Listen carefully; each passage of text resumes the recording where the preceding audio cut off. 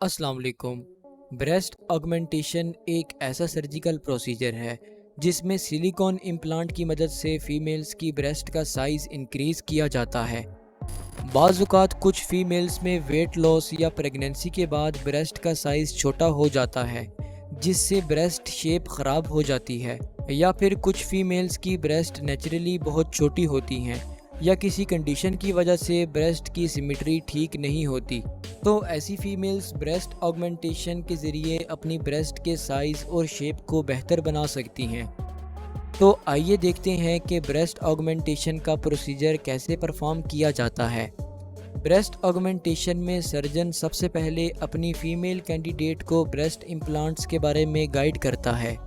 Breast augmentation में तकरीबन 2 किस्म के इम्प्लांट्स यूज़ किए जाते हैं। Number 1 saline implants, number 2 silicone implants. आजकल मोस्टली सिलिकॉन इम्प्लांट्स को यूज़ किया जाता है।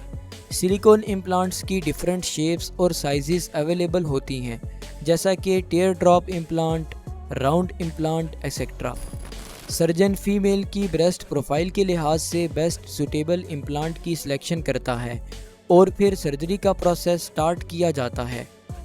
सर्जरी के लिए फ़ीमेल कैंडिडेट को लोकल या फिर जनरल एनेस्थीसिया दिया जाता है ताकि सर्जरी के दौरान कोई दर्द महसूस ना हो।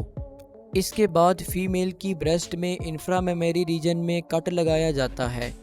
कट लगाने के बाद ब्रेस्ट में फ़ैट टिश्यूज़ को ऊपर करके ब्रेस्ट के नीचे स्पेस क्रिएट की जाती है, जहां पर फिर सिलेक्टेड सिलिकॉन इम्प्लांट को इंसर्ट किया जाता है। सिलिकॉन इम्प्लांट को इंसर्ट और एडजस्ट करने के बाद कट को स्टिचेस की मदद से बंद कर दिया जाता है और इस तरह ब्रेस्ट ऑगमेंटेशन सर्जरी कंप्लीट हो जाती है। ब्रेस्ट ऑगमेंटेशन के बाद फीमेल ब्रेस्ट के साइज़ और शेप में बहुत फ़र्क पड़ जाता है। सर्जरी में तकरीबन 1 से 1.5 घंटा लग सकता है और सर्जरी के फ़ौरन बाद फीमेल्स घर जा सकती हैं।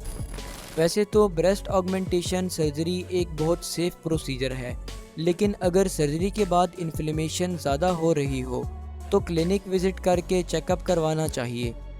शुक्रिया, अल्लाह हाफिज़।